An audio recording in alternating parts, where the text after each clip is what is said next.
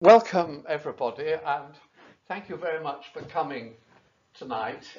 We are recording this, so it will be possible to see it again or to recommend it to your friends if they're not able to come tonight. I'm Clive Booth, President of the Oxford Civic Society, and it's my pleasure to introduce Laurence Waters, who, if you are at all keen on railways, you can't but have seen his books, and I'm actually going to suggest that if you've got friends who are railway buffs, buying them a book by Laurence would be a good Christmas present, solve one of your problems possibly. His talk on the history of the railways in Oxfordshire, which he gave pre-pandemic, was highly successful. That was actually on Zoom. We had in fact, as a result of that, we actually increased our Zoom subscription because there were so many people trying to get on that we exceeded our limit and some couldn't get on. Anyway, it's nice to be back live, and in this instance, Laurence is going to turn his attention, as you can see, to the railways in the Vale, and he has an enormous stock of photos.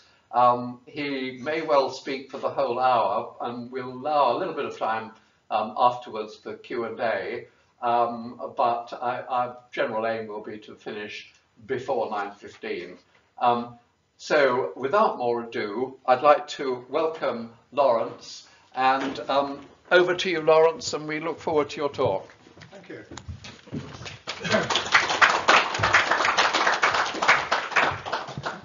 Good evening, everyone. It's nice to be back talking to real people. I have got my crib sheet here for the dates. They are in the right order, so I won't mention Pig at all. Anyway, the railway in the Vale. Now, it's quite interesting because of all the photos, my other talk was railways in Oxfordshire, and every photo you see tonight is in Oxfordshire.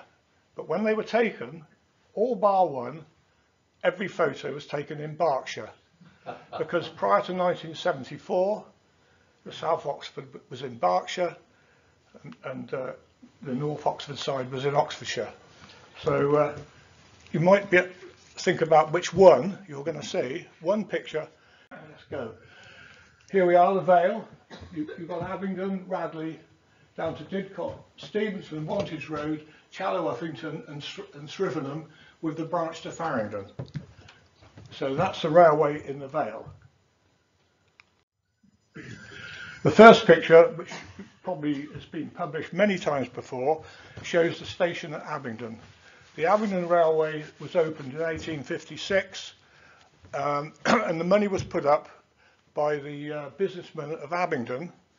The Great Western bypassed Abingdon. You'll read in various places that it was possibly the intention it should go near Abingdon, and the people of Abingdon said no. Brunel always knew where he was going to put his line, and it was 2 miles away from Abingdon at the nearest point. So that's we've got documents at Didcot which show that side of it. This is the broad gauge station at Abingdon, probably in about 1860 odd. The triangle on there, that tells you that that's a barge train. The line ran to a station on the main line, a wooden station. There was no footpath, no connection. It was purely, you got out one train and got into another. When the broad gauge was removed south of Oxford in 1872, the line was extended further north. Sorry.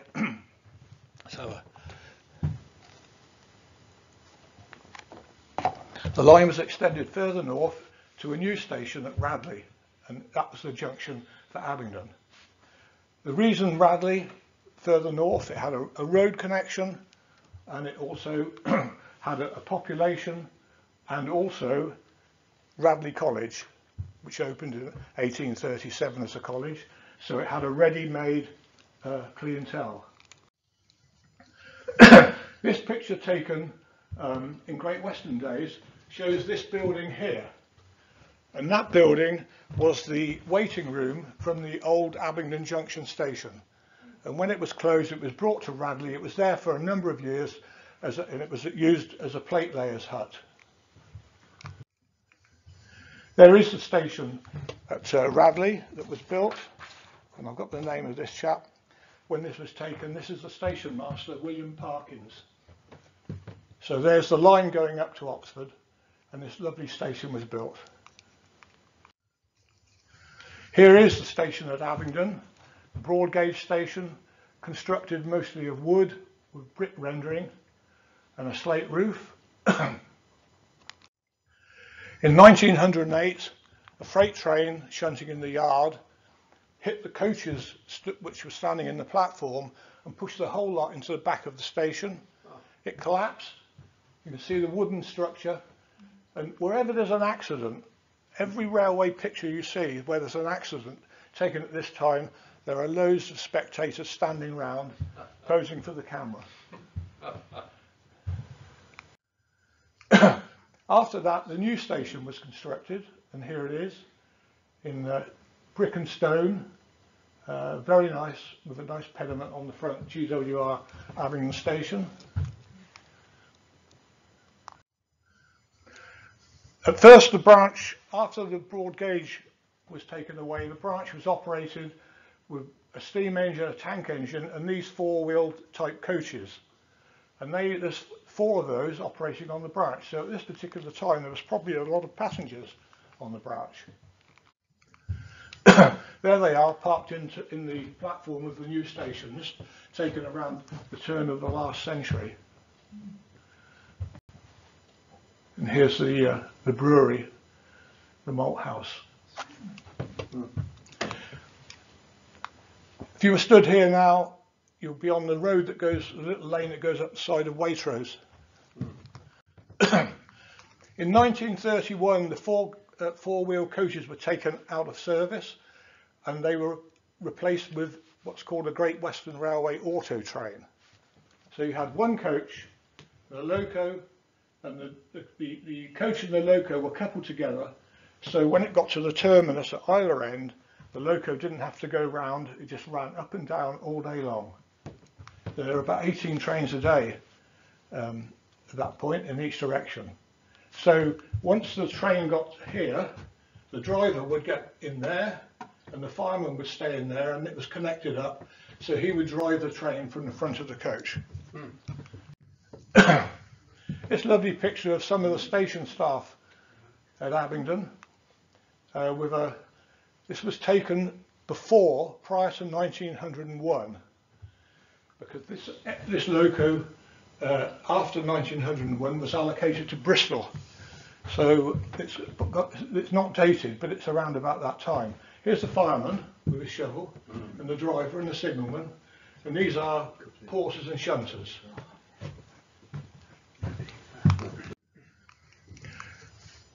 There was a couple of freight trains a day in the early days, but eventually it was just one a day.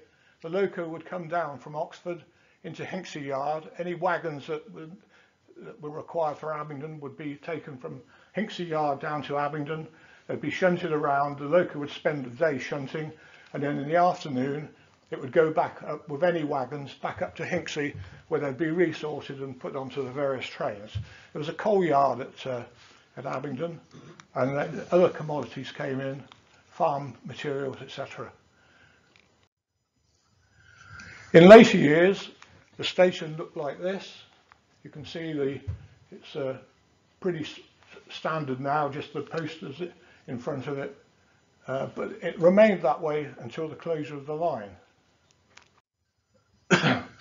There is the station yard looking towards Radley. It's just a single platform. Over on the far side where the Morris cars, the Morris and the Ford are parked, there's a signal box, a water tank, and the Malt House over on the left hand side. And these vehicles here are Great Western Railway motor vans. So you drive the cars inside. You can see at this particular time, the early 50s, mid 50s, that there's only about 3 of them. The MG car company came to Abingdon in 1929, I think it was, and it took them a while to use the railway, but they eventually started shifting cars on the rails from the railway they went to Hull, Southampton, Immingham for shipment abroad. This nice picture taken of a stopping service from Paddington, just pulling out of Radley, and you can just see the branch train in the platform on the far side, and people would have got out of that onto the branch, and people from the branch into the actual train itself. Right to the 1960-61, these small tank engines operated the branch. There were 2 or 3 of them at Oxford, specifically for these services. You can see there passengers with their luggage at on the main platform, the main London platform. But gradually, the number of passengers using the branch went down, diminished over the years, and in the last years they took the steam trains off and they put a single car diesel multiple unit, and there it is in the platform. No one around much, as you can notice, and that's the way that it ran. And they went on 1961, and there it is at Abingdon. No one around, not carrying many passengers, so in true style the line was closed. It was closed before beaching to passengers, so it wasn't a part of the beaching cuts. What kept the line open was the MG car plant, and here is a line of Austin Healey and MG midgets and Austin Healey sprites. There's an MGB there. And gradually there were more and more of these being shipped out. A friend of mine who worked up at Cowley, one of his jobs was to come over during the week and supervise all these cars being loaded onto the wagons. But by this time there's no passenger services. The buses are there, the Oxford buses, and once MG's closed in 1980, the only thing that was open was the Charrington's coal yard, and that closed and the line finished. Moving down the line, we come to Culham. There's a gentleman here who knows what this is, because that's where he is most of the week. And there is a stopping service running down from the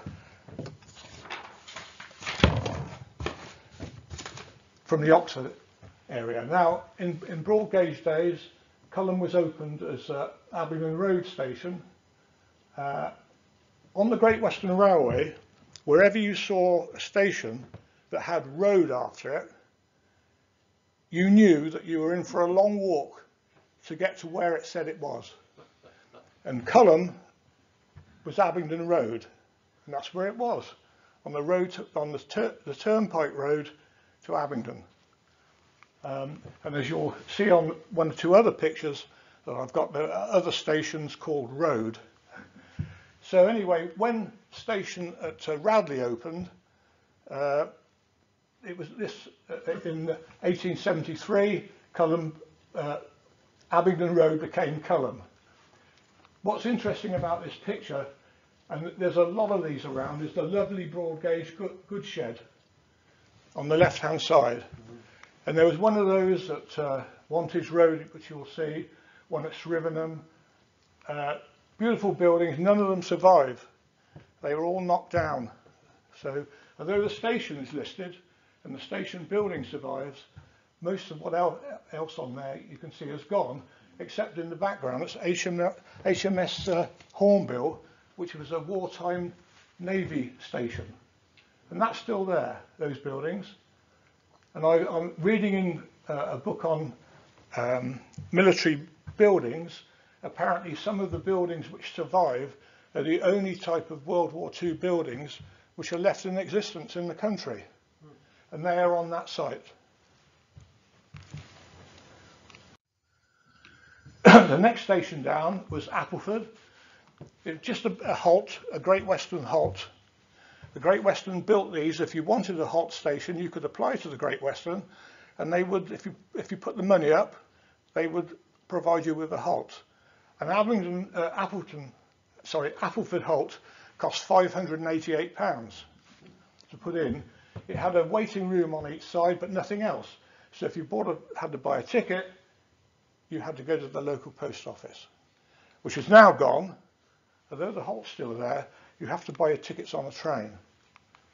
I don't know how many people really travel from Appleford every day, but I go to Didcot on most Wednesdays during the year, and the train that I used to get on stopped at Appleford, and I never ever saw anyone getting on or getting off. But they obviously do, because they keep it open. Now this is a pretty poor picture, I'm afraid. I don't like using out of focus pictures, but it's almost the only picture we've got of the level crossing at Appleford with the old original signal box. And this is an unmade road that ran to a farm and eventually to Sutton Courtenay. When the line was opened, it was an open crossing, and then they put the gates in, and on the south side is the crossing keeper's cottage. On the south side there was a goods loop put in during the Second World War,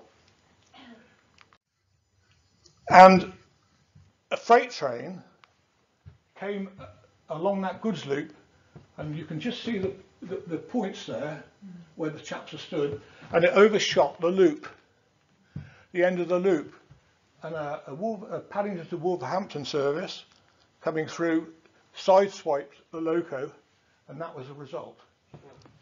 And it was 3 killed and 16 injured.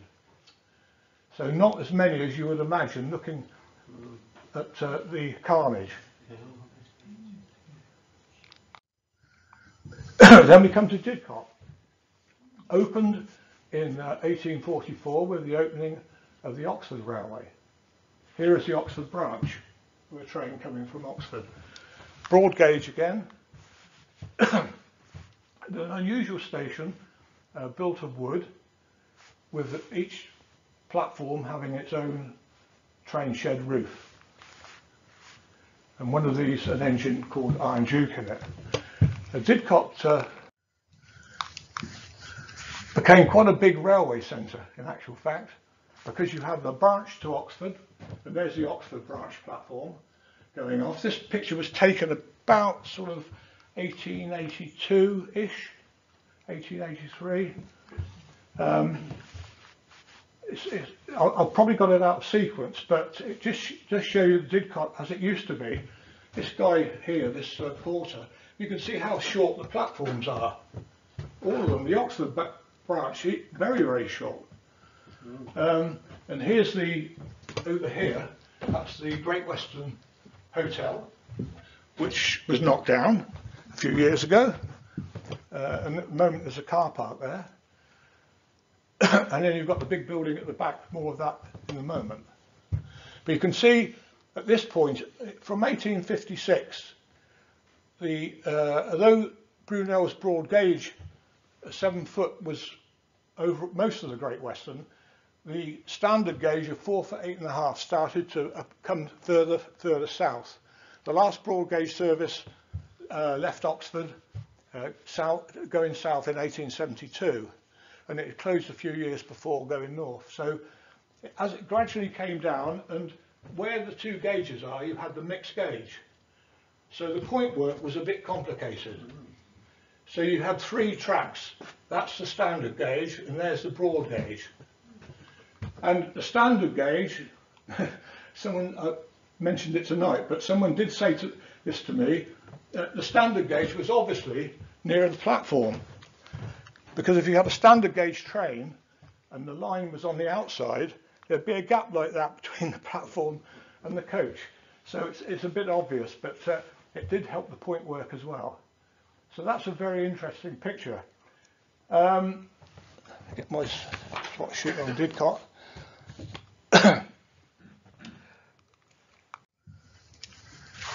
Now it's quite interesting because when it opened, it was called Didcot Junction, and there is the station sign. And there was a major fire here. I've got the date somewhere. No, I can't, never mind. But in 1883, I think it was, there was a major fire. Station was mainly constructed of wood, so you can imagine the problem. It just went up in flames. You can see the wooden platform here is completely gone. There's nothing underneath. It started in this waiting room. You can see the fire still suspended. It spread across to the other side, and you can see here the way these stations were built. Look, I mean, they were sort of just knocked together, made of wood. And this picture of the outside with all the wood and bits and pieces piled up, the whole thing is just gone. The Harwell Fire Brigade, the Oxford Fire Brigade came down by train, but of course with wood it was just burning like anything. Anyway, it was eventually rebuilt, and there is the frontage of the station as it was in the 1920s. So here you could Usher's brown ale. It's 7p for a pint and 4p for half a pint. But that building like that survived until 10 years ago, 15 years ago probably now, when it was altered, when it became Didcot Parkway. But that's the station master's house. And this is an interesting picture which we've got at Didcot, and it shows the frontage of the station.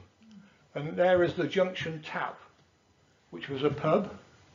And in the background, the small building is the entrance to the Corn Exchange, which was in the front of the station. But now, I think if you stood in this spot, you'd be knocked down, because the main road past the station comes right past this point.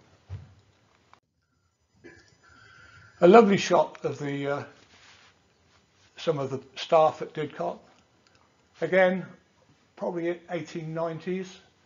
We think this picture was taken. There's the station horse, more about that in a moment. And here you've got the station master here, and all the guides, the porters.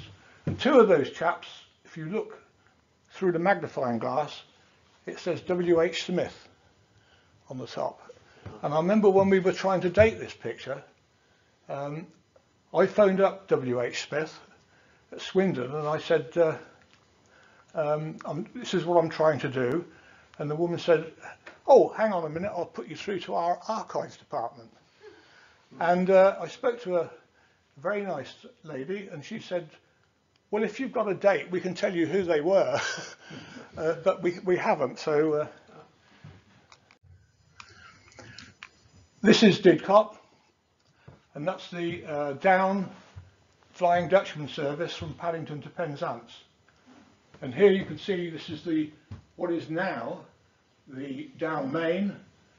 It was a stopping platform. Here is another. This train has stopped in this platform, and that is now the up main. So the first coach here is a mail coach, and here you can see the apparatus where they swung it out and picked up the mail at speed. I think this chap is really good hanging on the side. And I think, looking at him, he's probably the inspector inside.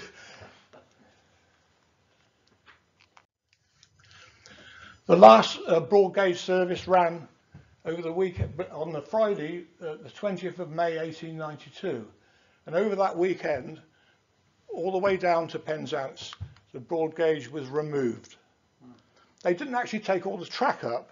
What they did was very clever, is that they cut through the transoms, and they cut through every other one, and then on the weekend they cut through the others and they just moved the track over. So it was astonishing the way that they did it. And there it is, passing through Didcot, and that again is the down Flying Dutchman service. During the First World War, with a lot of men away, the railways had to bring back retired personnel, and these 3 employees came back to Didcot. You now can see it's now Didcot Junction 4, Didcot Newbury. The Didcot Junction is now gone. It's now just called Didcot. These 3 guys, James Ireland, who was 73, James Stock, who was 68, and George Wilkes, who was 66. So I was remarking to our guys the other day, the 3 of us that go up to Didcot on a Wednesday were all older than these. But that's a wonderfully posed picture. Here is this is about 1918, just after the war, the First World War, and there is a service coming through Didcot. You can see the layout. By this time, this platform has started to be extended and straightened. But here is the Oxford Bay on the far coming down on this side with these coaches, and this train is coming out. It's on its way to Bristol. In 1932, under the government loan scheme, the railways took a lot of money with the government guaranteeing the interest on the loans to get people back to work. And this is Didcot. This is the Oxford Branch platform, which you can see is quite short, and that was all extended. The whole station was altered, and the old engine shed, the broad gauge shed, was knocked down, and that's all moved. And you had the new layout once it was finished. So on the left hand side you've got the up and down main, which is there today, and that's a line speed on those 2 tracks of 130 miles an hour. Today the trains do about 125, but I understand the line speed is higher than that. You've got the newly extended Oxford Branch platform. You can see the extension together with this one, and a brand new locomotive depot and the coaling plant on the far side. And here, this family looking down in this lovely 1930s picture of this St. Class loco going through on a service to Bristol. Timeless, I think, with the 2 young children. And you can see the new signal box. With all the money that they had, they were able to get rid of a lot of the old signal boxes and put some new boxes in.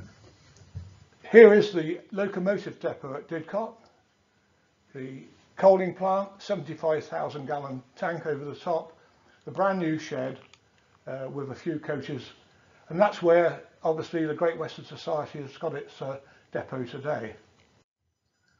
Inside the shed, you can see it's already getting dirty, the floor, with the locos, but that's looking to the to the east, so you're looking out the back of the shed. And in the back of the shed is the lifting shop. That was 10 tons at 10 tons fast lift, 50 tons slow lift, and that's all still there today.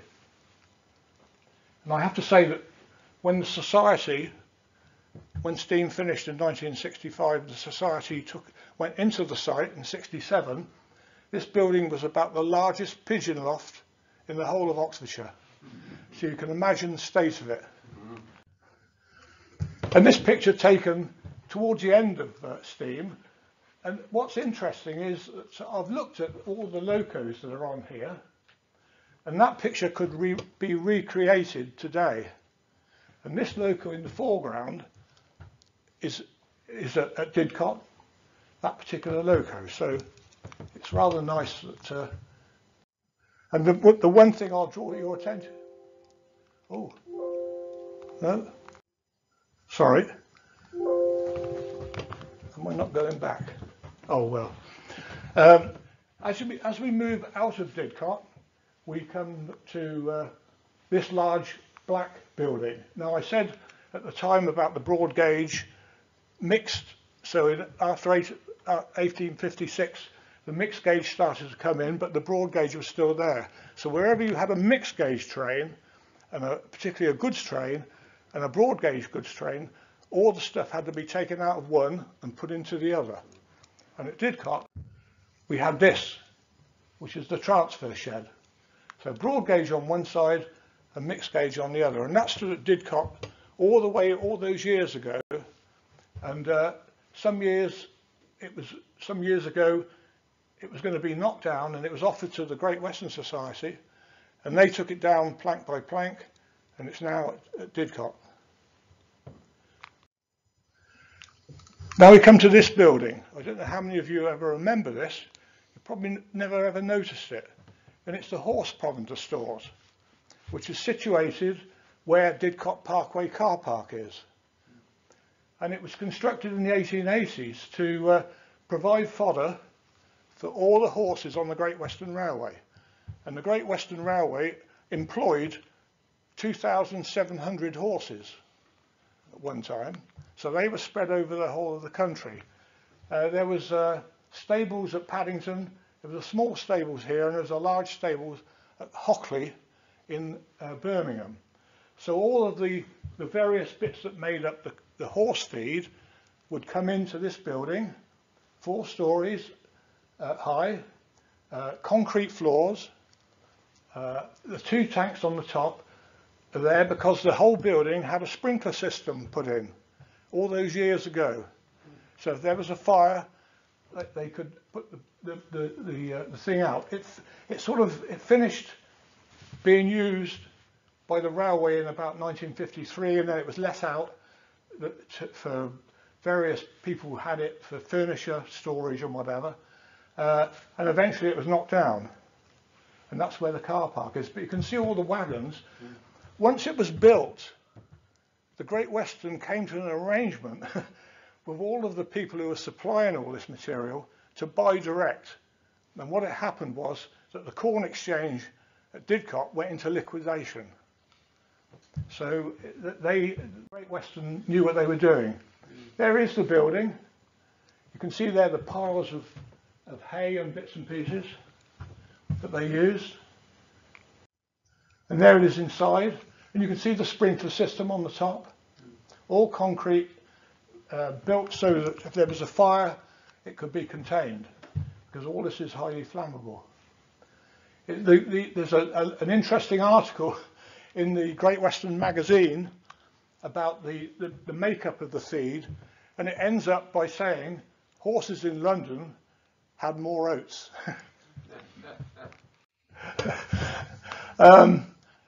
Anyway, it was operated by a staff of 50, and this chap is Mr. Cullen, who supervised and he was there for a number of years. So they operated that wonderful building. What do they use the horses for? Shunting in yards. If you were in Wales in a small station, you didn't have a loco. The train may have dropped off a couple of wagons for you, but then you had a horse to pull those wagons around off the main line. So that was 1929. That's the last horse at Paddington High Level. They were Shires and Suffolk Punches, generally speaking. Well kept. Another one. The highest number of horses were in Paddington. They had 1,100 horses apparently. And there's one at the yard, and I thought I put this one in, it's particularly interesting. Whitney blankets, a special train load for maples. And I've sort of cropped this, but I think there were 8 of these, all loaded up with blankets going to this place at the Maples in London. We run along a bit further, and we come to Milton. In November 1955, there was an excursion from Treherbert to Paddington on a day out, taking lots of societies, and the locomotive was diverted. The chap never really read what was going on. They've got the instructions, and it was diverted to a goods loop, and it was doing about 40 miles an hour until the chap suddenly realised that the signal where he was. But by that time he'd hit the actual points at the end, at points that he should have been going over at 15 miles an hour, and he rolled 20 foot down the embankment with the coaches on top of him. There were 11 killed and 157 injured out of 293 people on the train. And there is a loco, 94 tons, lying on its side. So what do? It's 20 foot down an embankment, on its side, 94 tons. Well, what you do, you put some track on the wheels, you build a new line in, that loco there is they're going to pull it up, that's used as a weight. They're going to lift the loco up sideways and they dragged it out. You can see the fields there, but that was actually through Malton Depot, the ordnance depot at the time. It's now the Malton Trading Estate. But at one time, the trading estate had over 1,100 employees there, and they reckon it was so large, it covered 1,000 acres. It was so large, and there was so much stuff in the ordnance depot that they reckon they could supply the whole of the British Army in 48 hours. Eventually, it closed and moved to Bicester, where it is now, and in a much more run-down state, of course, and that became Milton Trading Estate. We come a bit further along the line to Steventon. This was opened in 1840 as the railway progressed, long before Didcot opened and the Oxford branch, as the railway progressed westward. Pretty sort of average station really, but it's approximately halfway on between Paddington and Bristol. And when it was opened, Brunel, the way that it was set up, that the people at Bristol and the people at Paddington had to have somewhere to meet. So they decided, they built this building here, which was the inspector's house, the line inspector's house, and they extended it, and they held the Great Western Board meetings there for 6 or 7 months between 1842 and 1843. The building is still there. It's called, it seems to have got two names on it, Station House and the Sycamores. But the station master lived there until it was sold. The station closed in 1964, as did all the stations now that you're going to see, and including Srivenham as well. They all closed to passenger traffic, but the station house stands and it's now listed. There is a second house here as well. So it's worthwhile going over, and you can drive in and just have a look. They moved everything to Paddington at the end. The next station along was not open until 1846, and this is Wantage Road. Here is the Besselsley Turnpike coming over the top, which became the A338. The station master's house. We'll come back here again in 5 minutes or so. And there is some of the station staff and the station horse. And this is taken after the broad gauge was removed. And the way, though it's got broad gauge track here, you can see the gap between the tracks, because the 7 foot has now become 4 foot 8.5. In 1932, again, under the loan scheme, the Great Western put loop lines in for 11 miles on this line. And there is the lovely goods shed, all gone, same as the one, very similar to the one at Culham. And there's the old signal box, which is going to be moved, knocked down and moved to make way for another track, and the new signal box behind waiting to be put into service. And there it is after the new loops were put in. And again, this building lasted until the 1960s and is gone. I put this in, this is a King class locomotive on a service from Cardiff to Paddington. My friend took this and I thought, well, I'll put it in because that loco has been preserved and is now at Didcot Railway Centre. So this was taken in 1961. Moving along, we come to Challow. This was opened as Faringdon Road a few months after Steventon. And there is the two tracks. And you can see on the platform, on a lot of these pictures, the milk churns. And those milk churns would be delivered from the local farms and the milk would be taken up to Paddington or wherever it was going to, and the empty churns would be brought back. And that was done by the GWR, and this is a farm near Srivenham. And there they are, they're loading the churns onto there to take them to the station. They also had a delivery service. This is out near Newbury, but it does show one of the early Great Western vehicles with a whole load of materials on the back. I should think that's some sort of oats or whatever they've done, but you can see here the solid tyres. That must have been an interesting ride on those unmade up roads. Again, Challow was pulled up and the whole thing was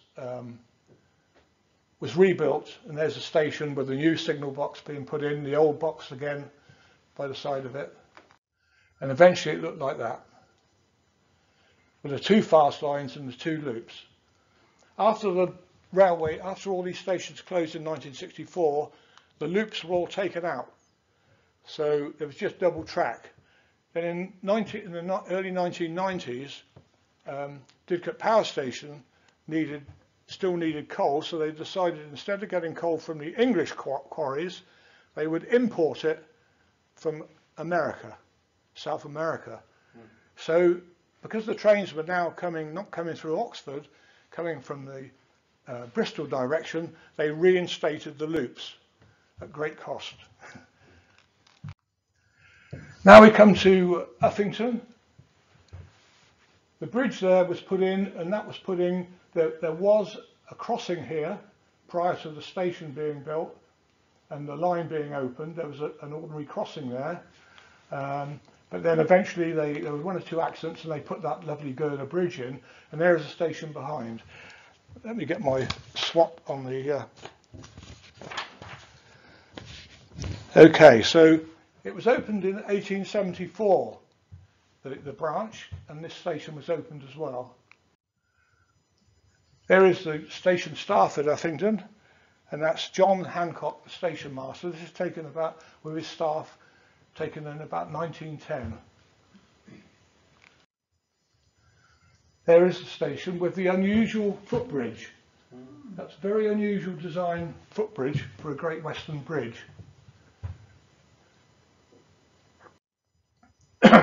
And there is a small signal box, and there's the branch line to Faringdon.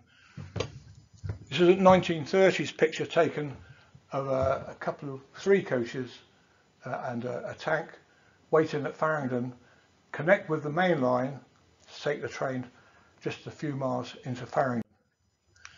Faringdon was opened as a broad gauge line, and broad gauge pictures are very rare, but this one survives. This is a broad gauge picture taken of the loco shed at Faringdon, with an early broad gauge loco, very similar in style to the one that you saw at Abingdon. And there is the station area. The loco shed and water tank, which you've just seen on the left, the sidings, the goods shed, the shunting going on, and there is the station right in the centre. Very unusual design. You can see there. The locos, the train has come in, the loco has come off and is running around to take it back to Faringdon, to Uffington, sorry. And there's the loco shed, and see these people walking down there with their wheelbarrows. So I wonder where they were going, towards the end of the platform. Again, there's the station people there, the station master, that was Herbert Tisbury in the centre there, looking very proud, with all the staff at Faringdon. In later years, 1 coach really was required with the locomotive. This is taken in British Railways days, but you can still see the GWR on the side of the loco. But again, like a lot of branch lines, it was unused and it just fell out of use, and it closed. The branch closed in 1951 to passenger traffic, so it was a very early closure. There's the houses which are still there. That's the A417 road that runs past the station, and you can see the unique station building there. and there, which still survives. You see it says lamp room on the side. That's now, it's listed. The goods yard has gone in, sits now in the middle of an industrial estate, and it's currently a children's nursery. The last one on the branch is on the Vale lines rather, is Faringdon.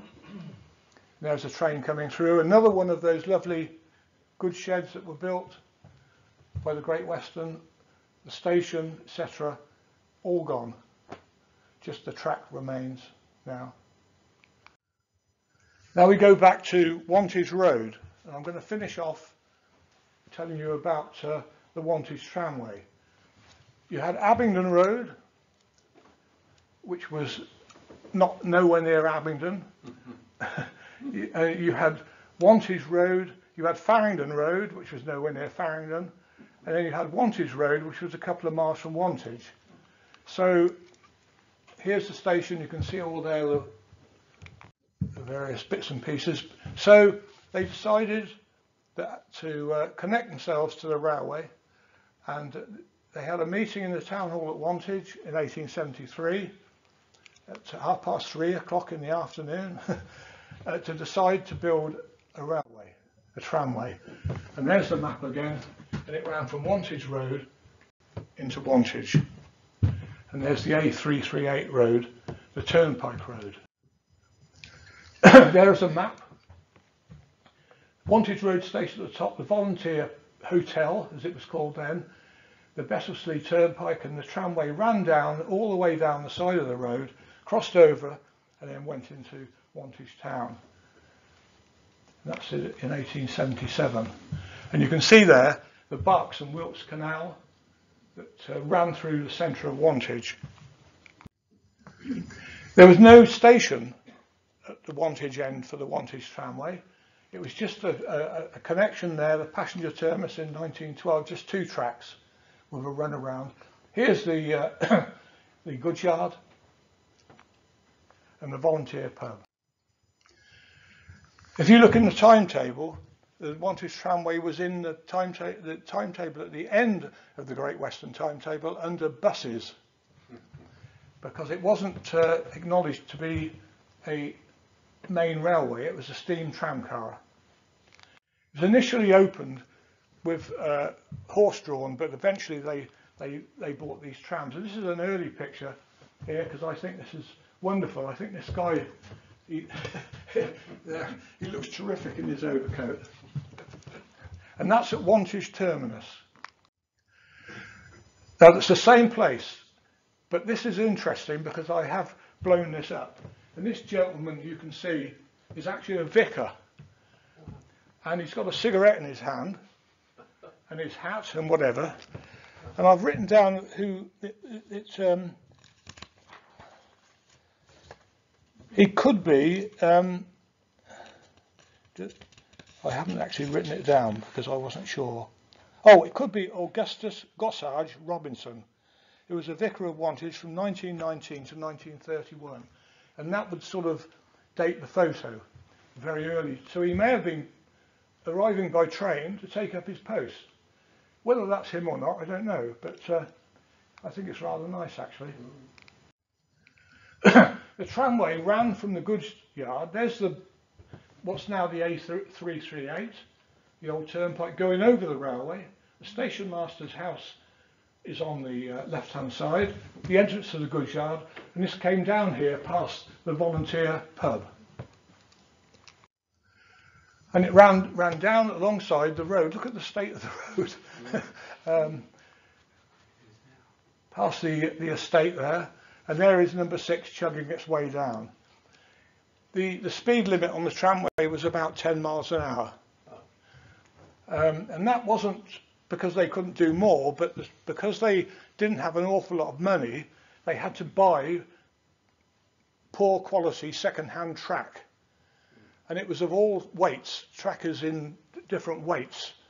So the stuff you have on the main line, the railway, is very, very heavy, but light railways would have very light track. So it was sort of mixed up. So they tended to chug along there.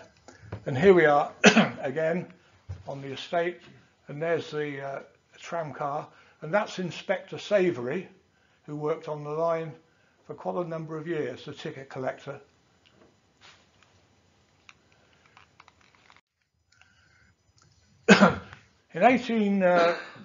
This loco dates from 1857. I think I'll get the date right.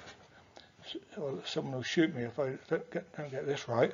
Yeah, 1857 for Captain William Peel for the Sandy and Potton Railway, and it was named Shannon after the boat which he commanded. It came onto the tramway. They purchased it a few years later, and it ran on the tramway until the tramway was closed in 1945. And there again, this is at Oxford Lane on the main road. And there's the driver with loco number 5. There was also a couple of freights going into Wantage Yard. This is a later one. You can see the chap on his bike is probably overtaking it, and the photographer's bike in the foreground. And there it is running up from Wantage along the main, or rather to Wantage, from Wantage Road. The line crossed the canal here. This is a canal crossing, the canal bridge. And the Great Western Railway, when it opened, that was the end of the canal, because it was used mainly for coal, and the railway started to move coal in great amounts. So the canal really fell into disrepair, and the railway, the tramway, when they opened it, they had to pay the canal company £100 to put a bridge over what was described as a ditch, an open ditch. And there is Inspector Savoury again, and you can see here there's a crossing point. There's another piece of track there, but I don't think that they were used that much because the train sort of went up and came back. But there's the bridge, and looking in the other direction, you can see there that's the turn that goes up to Grove, and there's the track coming over. If we've got 5 minutes at the end, I'll just show you a few more. But there it goes. It goes into along the main road and crosses over the A338 and goes into Wantage. There's 2 yards. This is the lower yard and the upper yard, which went into the main area. There is the station at Wantage itself. You can see it's just a wooden shed really, and there's the tram, this little lad posing for the picture, and the driver and 1 or 2 people in there ready to go. They had their own goods department, and there's the horses and the various delivery men, the Wantage Tramway general hauliers, and the Wantage Tramway furniture removers. And that's down near the canal. The canal's sort of over the back. This is the canal, the offices in Wantage. The original intention was that the tramway should come into the centre of Wantage, but it finishes at Mill Street. This is a thing that was written. In actual fact, a curious race has come to pass between an engine and an ass. The Wantage Tramway Steam and Smoke was beat by Arthur Hitchcock's Moat, September 1923. Arthur Hitchcock was a one-legged chimney sweep. There's his false leg.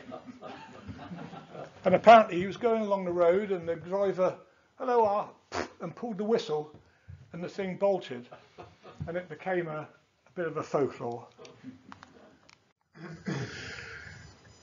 The Great Westerns just started to run buses between Swindon and Wantage, and so did the City of Oxford Motor Services. That's on its way to Kingston Lisle. And once the buses came in, the passenger line closed in 1925. But the freight continued. But it resulted in you can see one of those cars just being dumped at Wantage, unused, in what was the part of the platform look. There is, again, number 5, very famous on the tramway. And I've written this down because this is really funny. It's number 5 on the tramway was given the nickname Jane, but I always say it could have been called Calamity Jane. because the records show that between the 1st of January 1922 and the 3rd of December 1922, it smashed a motor car and a cart, killed a bullock, and had been off the track about 6 times. And this is a 1936 picture when it came off again. So the track itself by this time was not in a good condition. But this loco is what's called a well tank.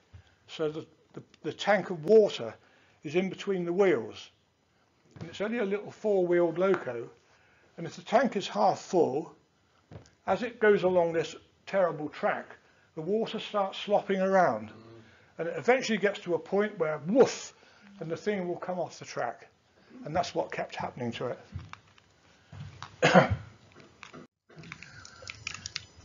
The goods continued until 1945. This is the 3 o'clock goods going down from Wantage down to Wantage Road.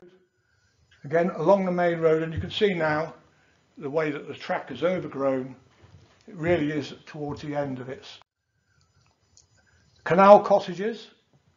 This is the tramway, this is the road, the tramway, the cottage, and behind the cottages was the canal. And that's traffic for Wantage Road, and that's to go into the the Clark's Flour Mill at Wantage. You can see there it's deliver empty to Wantage Road. Crossing over the main road into the yard. When the tramway closed in 1945, because this is number 5, and there's the other loco, because it had been repaired at Swindon a number of times, the Great Western Railway paid £100 for it. And what they did, they took it to Swindon, and there it is. They put the name back on, painted it up. This is in Swindon during the end of the war. And they put it on a plinth on Wantage Station. When the station closed in 1964, the loco was moved to the place at Wantage. One of our chaps, to Harwell, and the store. And one of the guys who worked there wondered what was on this tarpaulin, and there it was. So with a lot of negotiation, it came to Didcot. And we got it going. And it ran in the celebrations at Shildon, and there it is on the main line. And today it's been restored to its original colours, and there it is at the back of the shed. And just to finish off, just if you bear with me, just a couple of pictures.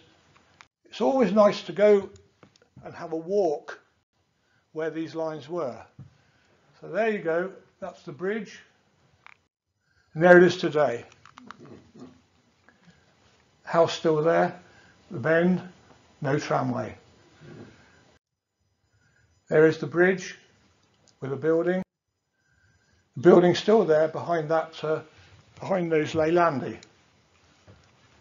So I bet it's nice and bright behind there. But there's the road to Grove. There's where she came off the track, and there it is now. Into the yard.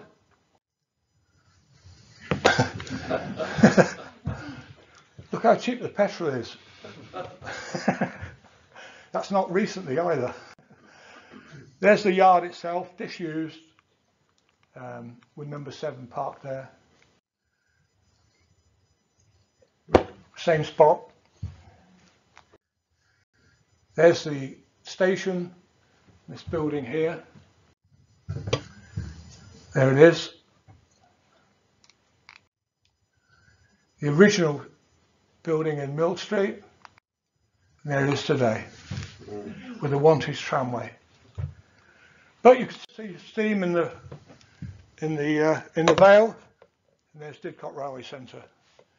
That's a real picture, not a model train. Thank you very much.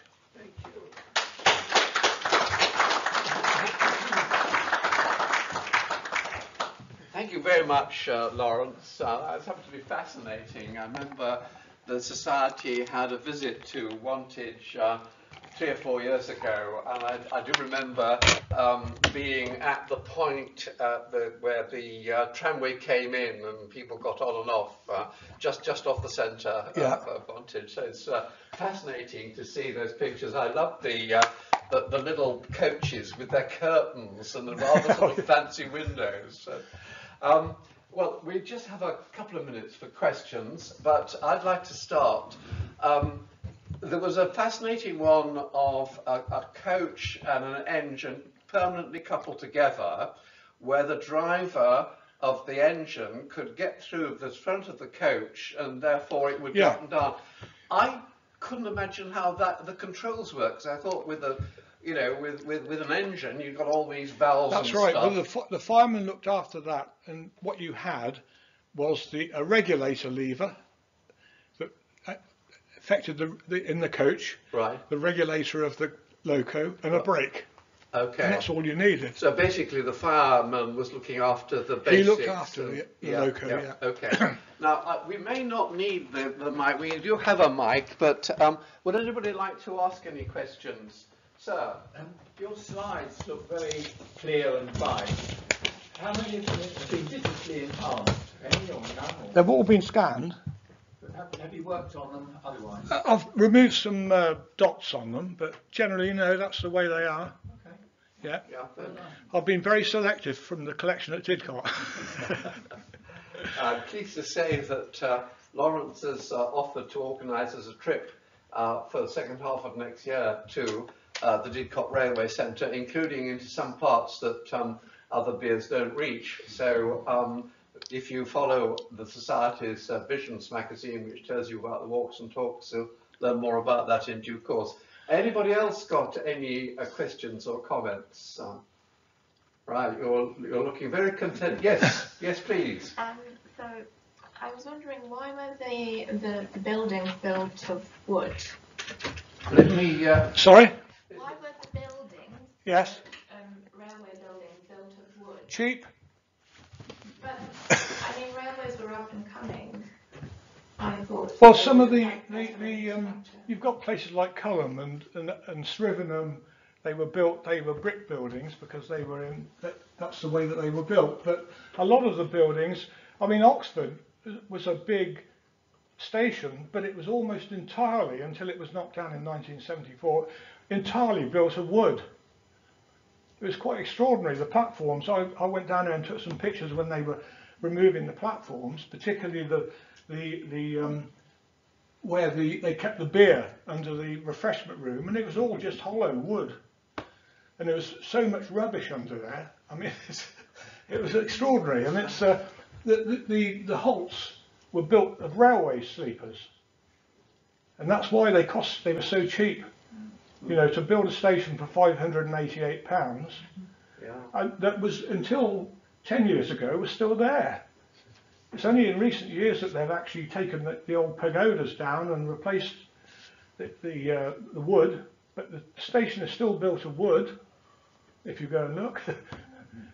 So it was just the way, and Didcot was another one. You see, it was a cheap way of making a building. That's why it caught fire. You had brick parts on it, but as you saw, the platform was just wood. Oh. Yeah. Amazing. I was just Thank you. Anybody else want to?